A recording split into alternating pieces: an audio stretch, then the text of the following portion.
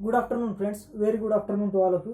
तर आताच्या लेक्चरमध्ये आपण काय शिकणार आहोत? आताच्या लेक्चरमध्ये आपण शिकणार आहोत Darwin's theory of natural selection. Okay बेटा, Darwin's theory of natural selection. जसं की आपल्याला माहित आहे, डार्विन हा शब्द आपल्या नेहमीच्या परिचयाचा आहे बेटा. ओके, डार्विन हा शब्द आपल्या नेहमीच्या परिचय आहे. का बेटा? कारण आपल्याला माहित आहे सर चार्ल्स डार्विन, मी काय म्हणलं, sir Charles Darwin is the father of evolution.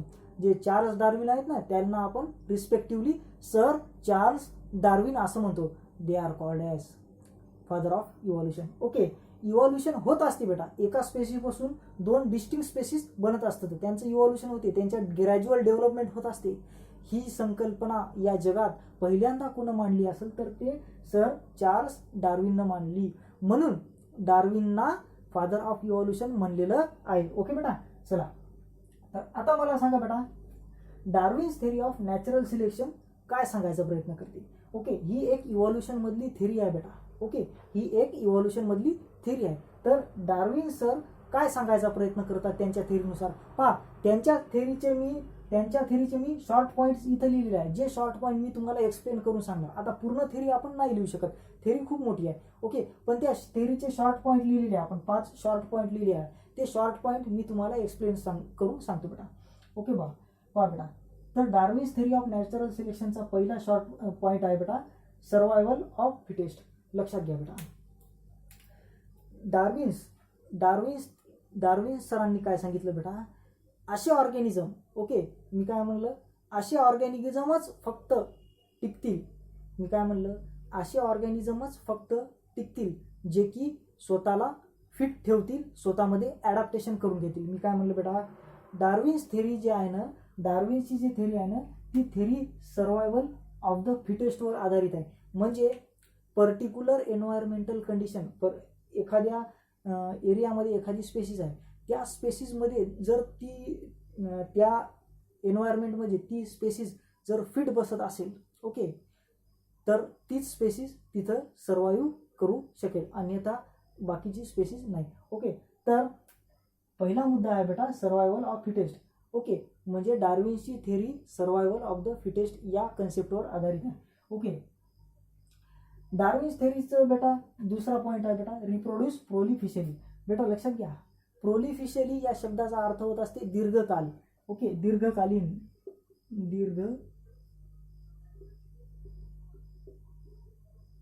लक्षात घ्या बेटा. डार्विन्स असं म्हणतात की जे ऑर्गॅनिझम ऐक ना, जे ऑर्गॅनिझम्स आहेत ते रिप्रोड्यूस करतात. कसं? रिप्रोड्यूस प्रोलिफिशियली. ऑर्गॅनिझम रिप्रोड्यूस प्रोलिफिशियली म्हणजे काय याचा अर्थ बेटा, ऑर्गॅनिझम हे दीर्घकाळ रिप्रोडक्शन करतात. म्हणजे थोडा वेळ रिप्रोडक्शन केलं झालं असं नाही बेटा. ऑर्गॅनिझमचं नवीन ऑर्गॅनिझमला जन्म देण्यासाठी जे रिप्रोडक्शन असते ते प्रोलिफिशियल रिप्रोडक्शन असते, म्हणजे दीर्घकाळ रिप्रोडक्शन असते. Okay, that is called as organisms reproduce prolifically. Okay, हां, तिसरा पॉईंट बेटा महत्त्वाचा आहे. तिसरा पॉईंट महत्त्वाचा आहे, कॉम्पिटिशन अँड मॉडिफिकेशन. लक्षात घ्या बेटा. आता तुम्ही म्हणसाल कसलं कॉम्पिटिशन? लक्षात घ्या, समजा इथं खूप सारे ऑर्गॅनिझम आहेत बेटा, तर त्या एन्व्हायरमेंटल कंडिशनमध्ये, त्या पर्टिक्युलर विभागामध्ये, त्या पर्टिक्युलर एरियामध्ये ऑर्गॅनिझम स्वतःचं अस्तित्व टिकून ठेवण्यासाठी एकूण एकासोबत कॉम्पिटिशन करतात, आहे की नाही? स्वतःचं अस्तित्व टिकून ठेवण्यासाठी एकूण एकाशी कॉम्पिटिशन करतात. म्हणजे तो, आणि त्या कॉम्पिटिशनमध्ये काय करायचं असते बेटा, त्या कॉम्पिटिशनमध्ये प्रत्येक ऑर्गॅनिझम स्वतःमध्ये मॉडिफिकेशन घडून आणतो, स्वतःमध्ये बदल घडून आणतो, आहे की नाही? का बदल घडून आणतो? कारण जो ऑर्गॅनिझम स्वतःमध्ये मॉडिफिकेशन घडून आणण्यासाठी सक्षम असेल तोच त्या कॉम्पिटिशनमध्ये टिकल. ज्या ऑर्गॅनिझममध्ये स्वतः मॉडिफिकेशन करायची काबिलियत नसेल, स्वतः मॉडिफिकेशन करायची क्षमता नसेल, तो ऑर्गॅनिझम त्या कॉम्पिटिशनमध्ये टिकणार नाही.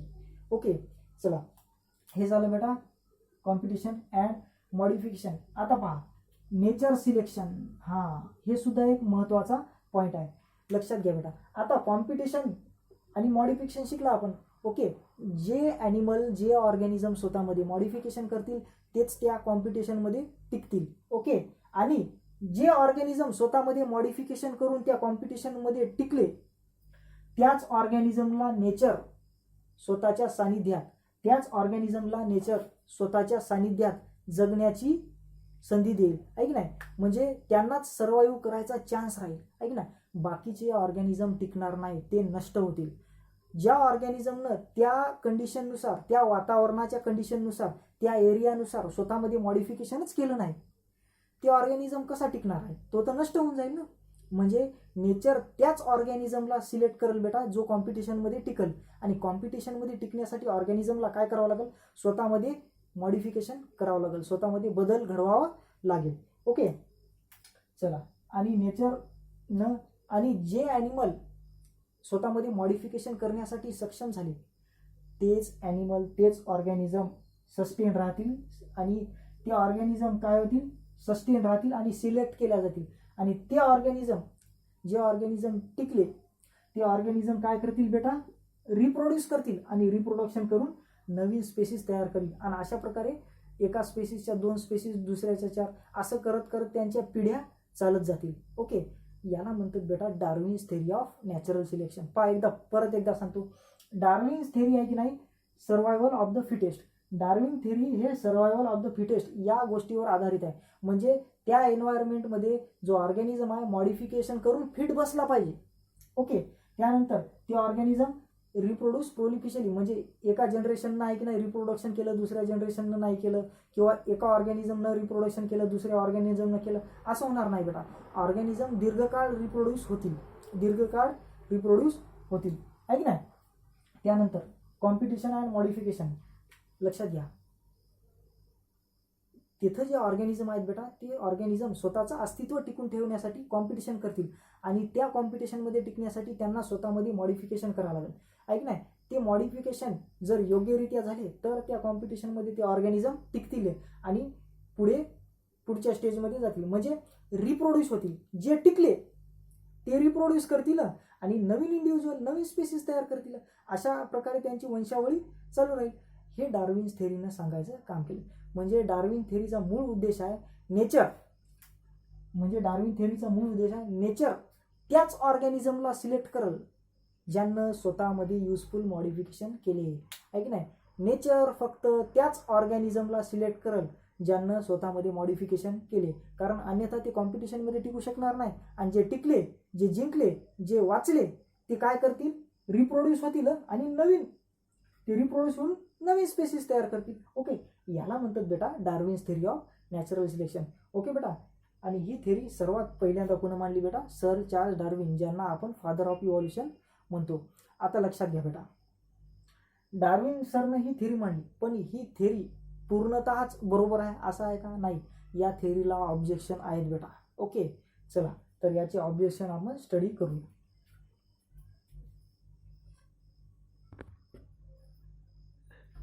ओके, चला फ्रेंड्स, तर आज आत्ता आपण पाहणार आहोत, आज नाही आत्ता कंटिन्यूमध्ये लेक्चर आहे आपलं.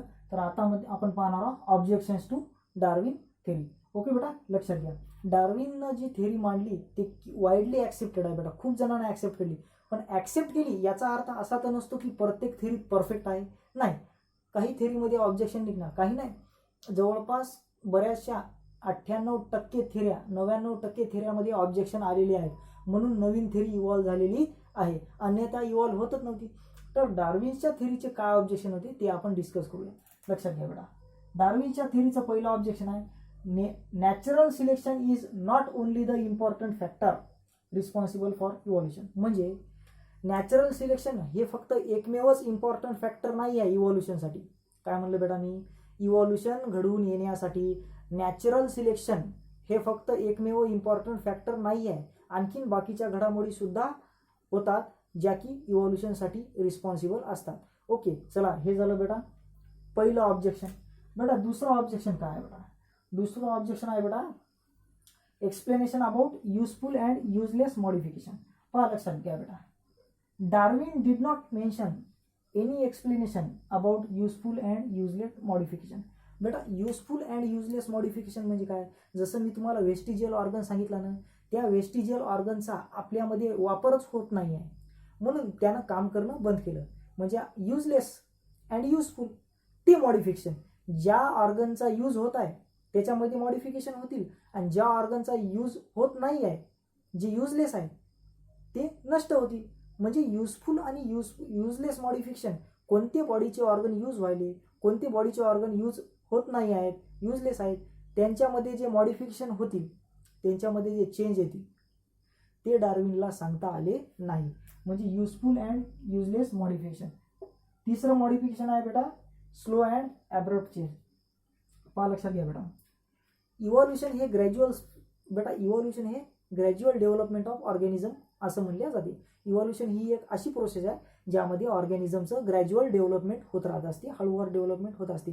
पण कधी कधी एखाद्या ऑर्गॅनिझममध्ये, एखाद्या स्पेसिसमध्ये गरज असते वेळेस इव्हॉल्युशन हे ॲब्रप्ट सुद्धा होऊ शकते. ॲब्रप्ट म्हणजे थोडं फास्ट आहे की ना, ॲब्रप्ट म्हणजे थोडं फास्ट. म्हणजे जे चेंज स्लो होतील, जे चेंज फास्ट होतील, ते स्लो चेंज का होतील, इव्हॉल्युशनमध्ये चेंज होणारे जे स्लो चेंज असतील, जे ॲब्रप्ट चेंज असतील, ते स्लो चेंज किंवा फास्ट चेंज का होतील, कशासाठी होतील, हे डार्विनला एक्सप्लेन करता आलं नाही. म्हणून हे 3 महत्त्वाचे ऑब्जेक्शन मानले जाते. कशाचे? Darwin theory. म्हणून डार्विनची थेरी ॲक्सेप्टेबल असली तरी त्यांना ऑब्जेक्शन असल्यामुळं तिला अडथळा आला, ती थेरी फेल ठरली आहे ना, ती थेरी फेल ठरली. म्हणजे एखादी थेरी फेल ठरली म्हणजे त्या सायंटिस्टला आपण निष्क्रिय म्हणायचं का? नाही. त्यांचं वर्क, त्यांचं कार्य हे मोलाचं आहे बेटा, म्हणून त्यांचा रिस्पेक्ट केला पाहिजे. ओके. डेव्हलपमेंटमध्ये, इव्हॉल्युशनमध्ये डार्विननं पहिली थेरी मांडली, त्यांना इव्हॉल्युशनची संकल्पना मांडली. ओके. जर त्यांना ही संकल्पना मांडलीच नसती तर आज आपण इथपर्यंत आलो असतो का? नाही आलो असतो. ओके. म्हणून जरी डार्विनच्या थेरीला ऑब्जेक्शन असेल तरी या ऑब्जेक्शन स्टडीच्या पॉईंट ऑफ व्ह्यूनं इम्पॉर्टंट आहे बेटा. ओके. तर ही झाली बेटा Darwin theory of natural selection. यानंतरची जी थेरी आहे बेटा, त्या थेरीला लॅमार्क नावाच्या सायंटिस्टनं मांडलं. म्हणजे लॅमार्कनं जी थेरी मांडली त्याला लॅमार्कनं जी थेरी मांडली त्याला लॅमार्किझम म्हणतात. ओके. ते थेरी आपण पाहणार आहोत. ओके. चला.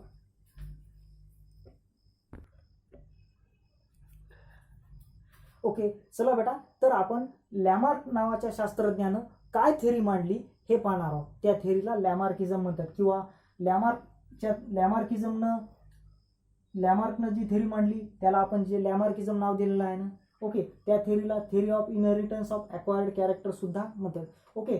Theory of inheritance of acquired character, theory of inheritance of acquired character or Lamarckism, ही थेरी लॅमार्क नावाच्या शास्त्रज्ञानं मांडली बेटा. ओके. आता लॅमार्किझमला theory of inheritance of acquired character असं का म्हटलेलं आहे हे तुम्हाला मी सांगणार बेटा. ओके.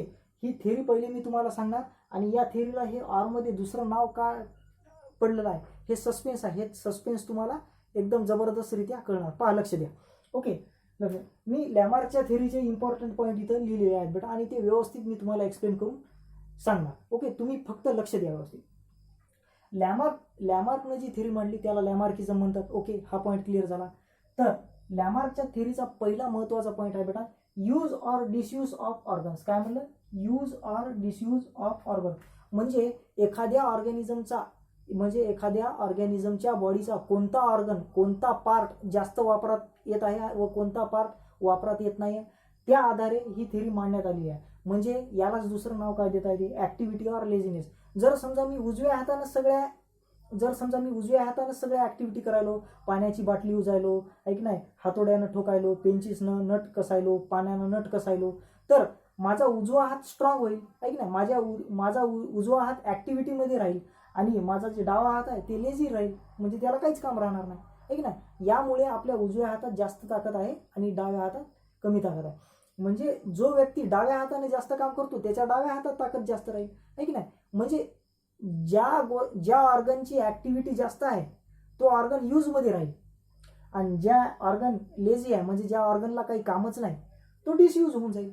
म्हणून लॅमार्कची जी थेरी आहे, ज्याला आपण लॅमार्किझम नावानं ओळखतो, त्या थेरीचा महत्त्वाचा पॉईंट आहे use or disuse of organ. म्हणजे कोणता बॉडीचा ऑर्गन हा यूज होईल व कोणता बॉडीचा ऑर्गन हा डिसयूज होईल. ओके. यावर ही थेरी आधारित आहे. ओके. आणि ही थेरी प्रूव्ह करण्यासाठी लॅमार्कनं काही एक्झाम्पल केलेले आहे. Following are the examples of लॅमार्किझम.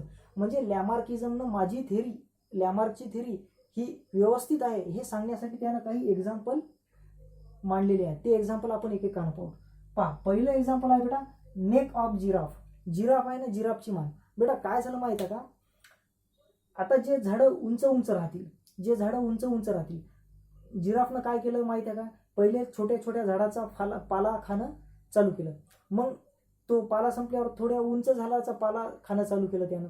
मग त्याच्यापेक्षा उंच, असं करत करत त्यांना स्वतःची मान आहे की नाही स्ट्रेटेड करावं लागली, आहे की नाही, ताणवावं लागली. मग ते मान ताणवल्यामुळे त्यांच्यात मॉडिफिकेशन आलं आणि आज आपण पाहतो जिराफची मान खूप लंबी आहे. ओके, म्हणजे उंच झाडाचा पाला खाण्यासाठी जिराफ नेहमी असे मान ताणवायचे, आहे की नाही. मग ते मान अतिशय ताणू त्यांच्यामध्ये जे मॉडिफिकेशन झालं त्याची नेक आहे ना लॉंग झाली. कशी झाली, जिराफची नेक लॉंग झाली. कशी, लॉंग नेक. ओके, हे झालं बेटा पहिलं कोणाचं, हे झालं बेटा पहिलं एक्झाम्पल जे की लॅमार्कच्या थेरीला सपोर्ट करते. ओके, जिराफनं मानाचा जास्त वापर केला म्हणून त्यांची मान लंबी झाली. ओके, दुसरं example shoulder of iron Smith. बेटा आयर्न स्मिथ या शब्दाचा अर्थ होत असते लोहार. लोहार पाहिलं तुम्ही, जे लोखंडाचे अवजार बनवते, आहे की नाही. आयर्न स्मिथ म्हणजे लोहार. तुम्ही जर समजा लोहार पाहिला बेटा, लोहाराच्या शोल्डरला हात लावला ना तुम्ही, त्याचे शोल्डर आपल्या शोल्डरपेक्षा एकदम मजबूत राहतात बेटा. का, कारण ते वारंवार हातोड्यानं ठोकत राहतात, असं दोन्ही हातोड्यानं ठोकतात, म्हणून त्यांचे शोल्डर हे वारंवार हॅमरिंग करून वारंवार त्यांच्या हाताचा आणि शोल्डरचा वापर होऊन त्यांचे शोल्डर मजबूत झाले बेटा, आहे की नाही. लोहारचे शोल्डर काय झाले, शोल्डर स्ट्रॉंग. का, वारंवार हातोड्यानं हॅमरिंग करून लोहाराचे शोल्डर स्ट्रॉंग झाले. म्हणजे हे काय सांगते, use of their hand and shoulder for hammering. चला तिसरं विंग्स. विंग्स म्हणजे काय बेटा, पंख. Wings of birds like ostrich and emu. बेटा लक्षात घ्या, ऑस्ट्रिच अँड इमू नावाचे जे पक्षी आहेत ना, त्यांना आहे की नाही व्यवस्थित उडता येत नाही. जसं कबूतर, आपला कावळा व्यवस्थित उडू शकतो ना, पोपट व्यवस्थित उडू शकतो, तसंच ऑस्ट्रिच आणि इमू हे उडू शकत नाही, कारण त्यांच्या पंखामध्ये, त्यांच्या विंग्समध्ये तेवढी ताकद नाही आहे. तुम्ही म्हणसाल का सर, कारण त्यांनी कधी स्वतःच्या विंग्सचा वापरच केला नाही, म्हणून त्यांचे विंग्स हे कमजोर झाले. ओके, इव्हॉल्युशन म्हणजे त्यांचा डिसयूज झाला, त्याच्यामुळं त्यांचे विंग्स कमजोर झाले. मग बाकीचे बर्ड्स तर उडतात, मग ऑस्ट्रिचला आणि इमूला विंग्स असतात बेटा, चांगले विंग्स मोठे असतात, पण तरी सुद्धा त्यांना उडता येत नाही. ते विंग्स फक्त असे फडफड करतात, आहे की नाही, स्वतःवरची अंगावरची धूळ झाडण्यासाठी, पण त्यांना तेवढ्या ताकदीनं विंग्स फडकता येत नाही आणि उडता येत नाही. का, कारण त्यांच्या पूर्वजांना कधी विंग्सचा वापरच केला नाही. हे कोणा सांगितलं, लॅमार्कनं. तिसरं एक्झाम्पल. ओके, हां, आता पहा बेटा, जे लेग्स ऑफ बर्ड्स, आहे की नाही, काही पक्ष्यांचे पाय, जसं की कोण बेटा, जसं की स्वान आणि डक. तुम्ही डक पाहिलं, डक म्हणजे बदक, आहे की नाही, बदक पाण्यात राहते ना, आहे की नाही. डक आणि स्वान हे दोघं जण पाण्यात असते. ओके, त्यांचे जे लेग्स आहेत बेटा, पाय, लेग्स म्हणजे त्यांचे जे पाय आहेत बेटा, ते स्विमिंगसाठी अत्यंत लाभकारी आहेत. व्यवस्थित स्विम करतात ते त्यांच्या पायानं. का, वारंवार पाण्यामध्ये राहून त्यांच्या पायांमध्ये असं इव्हॉल्युशन झालं की ते व्यवस्थित स्विम करण्यासाठी तयार झाले, आहे की नाही. जर समजा, आहे की नाही, आपण जर डक आणि स्वानच्या पायाला दुसरं काम दिलं तर ते तेवढ्या चांगल्या प्रकारे करू शकत नाही.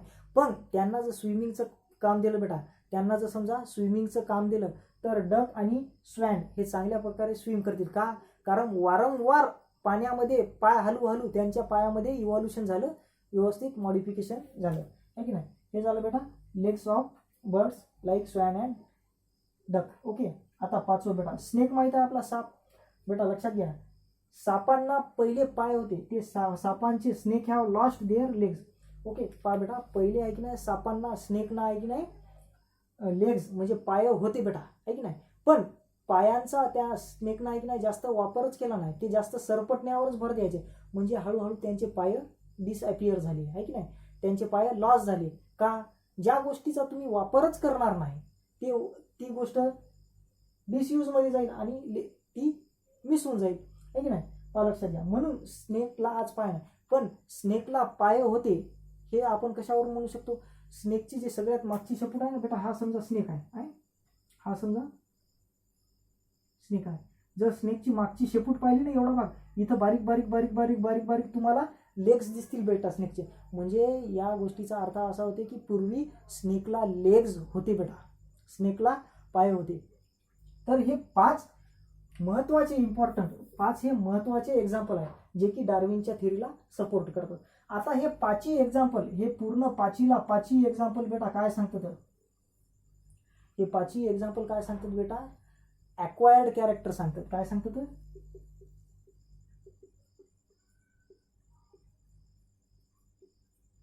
हे 5ही एक्झाम्पल काय सांगतात बेटा, हे 5ही एक्झाम्पल ॲक्वायर्ड कॅरेक्टर बद्दल माहिती देतात. ॲक्वायर्ड कॅरेक्टर म्हणजे काय बेटा, लक्षात घ्या. ॲक्वायर्ड कॅरेक्टर म्हणजे असे कॅरेक्टर जे की आपण प्रॅक्टिस करू अवगत केलेले आहे.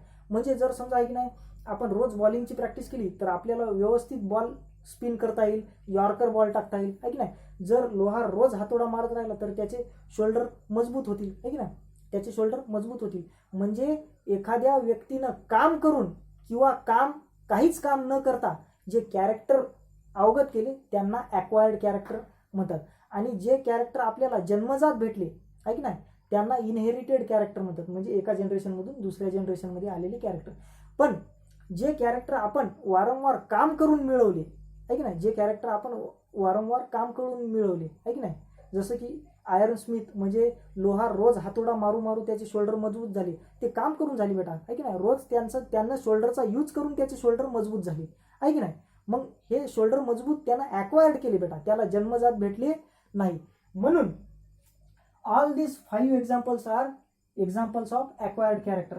ओके. आणि हे ॲक्वायर्ड कॅरेक्टर एका जनरेशनमधून दुसऱ्या जनरेशनमध्ये काय होतात बेटा, ट्रान्सफर. 1 जनरेशनमधून टू नेक्स्ट जनरेशन. ओके. हे ॲक्वायर्ड कॅरेक्टर एका जनरेशनमधून दुसऱ्या जनरेशनमध्ये ट्रान्सफर होतात असं लॅमार्कनं सांगितलं.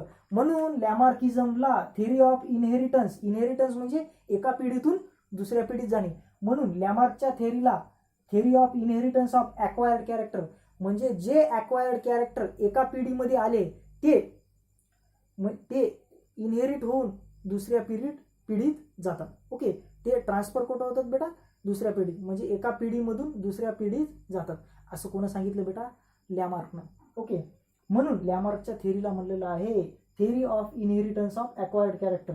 जे ॲक्वायर्ड कॅरेक्टर आपण काम करून संघर्ष करून मिळवले, ओके, ते कॅरेक्टर एका पिढीतून दुसऱ्या पिढीत जातात असं कोण सांगितलं, लॅमार्कनं. म्हणून त्याच्या थिअरीला लॅमार्किझम सुद्धा म्हणतात किंवा or theory of inheritance of acquired character. जे ॲक्वायर्ड कॅरेक्टर आहे ते एका पिढीतून एका जनरेशनमधून दुसऱ्या जनरेशनमध्ये ट्रान्सफर होतं, आहे का. म्हणून इनहेरिटन्स ऑफ ॲक्वायर्ड कॅरेक्टर असं म्हणलेलं आहे. कोणाला, लॅमार्किझम थिअरीला असं म्हणलेलं आहे. ओके.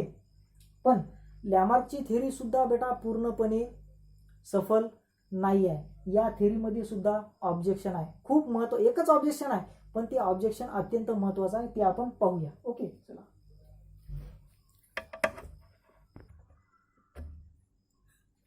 ओके. चला मुलांनो, तर आता आपण पाहणार आहोत ऑब्जेक्शन्स टू लॅमार्किझम. म्हणजे लॅमार्किझमनं जी थिअरी मांडली, ओके, लॅमार्कनं जी थिअरी मांडली, काय त्याच्या थिअरीचं नाव, लॅमार्किझम. तर या लॅमार्किझमला काय ऑब्जेक्शन्स आहे ते पाहूया आपण. पहा बेटा, हे ऑब्जेक्शन मी इथं लिहिलेलं आहे, ते मी तुम्हाला वाचून दाखवतो. पहा, डेव्हलपमेंट ऑफ ऑर्गन्स, काय म्हणलं बेटा, development of organs due to its use and degeneration of organ due to its disuse is widely accepted, आहे की नाही. लक्षात घ्या बेटा, लॅमार्किझमनं जे सांगितलं होतं की ज्या ऑर्गनचा, ज्या बॉडी पार्टचा आपण जास्त वापर करेल तो बॉडी पार्ट, तो ऑर्गन, आहे की नाही, डेव्हलप होईल, आहे की नाही, तो ऑर्गन डेव्हलप होईल. पण ज्या बॉडी पार्टचा आपण वापर करणार नाही तो बॉडी पार्ट डिजनरेट होईल, निष्क्रिय होईल. ओके.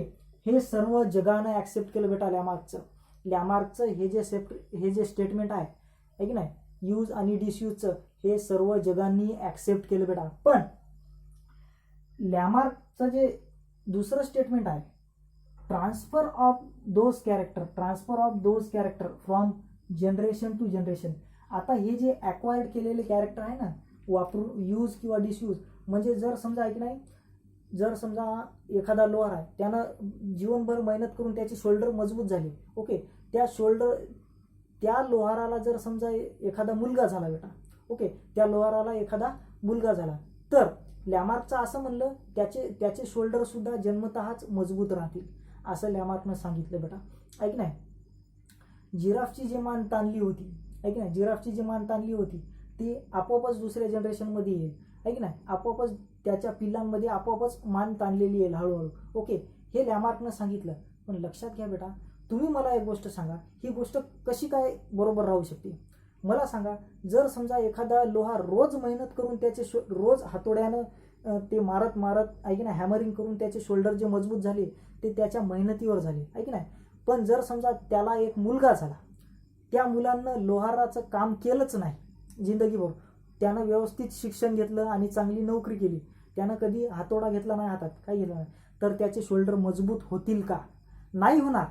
मग मला एक गोष्ट सांगा, आता आपले आई वडील शेतकरी आहे, ऐक नाही, आपले आई वडील शेतकरी आहे, आपले वडील ऐक नाही, आपले वडील शेतात काम करतात. ओके, आपल्या वडिलांमध्ये एक मजबूत शरीर आहे, तसं मजबूत शरीर आज आपलं आहे का? नाही आहे बेटा. म्हणजे आपण असं कसं म्हणू शकतो की जे कॅरेक्टर आपण मेहनतीने ॲक्वायर्ड केले ते दुसऱ्या जनरेशनमध्ये जातील? जाणार नाही बेटा. म्हणून इथं लॅमार्किझम नावाची थेअरी फेल्ड ठरली. ओके बेटा, समजलं बेटा? म्हणजे लॅमार्कनं काय सांगितलं होतं बेटा? लॅमार्कनं सांगितलं होतं की ज्या ऑर्गनचा आपण जास्त यूज करल तो डेव्हलप होईल, ज्या ऑर्गनचा आपण किंवा ज्या बॉडी पार्टचा आपण यूज करणार नाही तो डिजनरेट होईल, युजलेस होईल, आहे की नाही? हे जगाने ॲक्सेप्ट केलं. पण ते कॅरेक्टर एका पिढीतून दुसऱ्या पिढीत म्हणजे एका जनरेशनमधून दुसऱ्या जनरेशनमध्ये जातील, हे बरोबर नाही आहे. हे लॅमार्कचं चुकलं बेटा. म्हणून लॅमार्किझम नावाची थेअरी फेल पडली. What is the name of the Lamarckism theory? Theory of inheritance of acquired character. म्हणजे एका व्यक्तीनं जे कॅरेक्टर ॲक्वायर्ड केले ते त्याच्या मुलाला भेटणार कसं? Through genes. असं थोडी होणार, नाही बेटा, असं नाही होणार. ओके, जर समजा लोहाराच्या मुलाला स्वतःला बळकट करायचं असेल, स्वतःचे शोल्डर बळकट करायचं, तर त्याला सुद्धा काम करावं लागेल, आहे की नाही? त्याला ही गोष्ट आयती मिळणार नाही बेटा. म्हणजे ते मजबूतीचे शोल्डर मजबूतीचे कॅरेक्टर त्याच्या ट्रान्सफर होणार नाही, त्याच्यासाठी त्याला ते कामच करावं लागेल. ओके, चला, तर यामुळे लॅमार्किझम थेअरी ही फेल ठरली. चला बेटा, तर आज आपण काय पाहिलेले या लेक्चरमध्ये? आज आपण डार्विनची थेअरी पाहिली, कशाची? नॅचरल सिलेक्शनची, आणि दुसरी लॅमार्किझम पाहिली, म्हणजे theory of inheritance of acquired character. Okay, दोघाच्याही थेऱ्या बरोबर आहे, पण दोघाच्याही थेऱ्यामध्ये ऑब्जेक्शन आहे. ते ऑब्जेक्शन तुम्ही व्यवस्थित लक्षात ठेवा.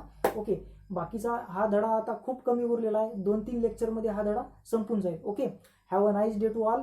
ओके, आणि स्वतःच्या आईवडिलाची काळजी घ्या आणि व्यवस्थित घराच्या बाहेर निघते वेळेस मास्क वगैरे व्यवस्थित बांधा आणि स्वतःला प्रोटेक्ट करा. Okay, thank you to all of you.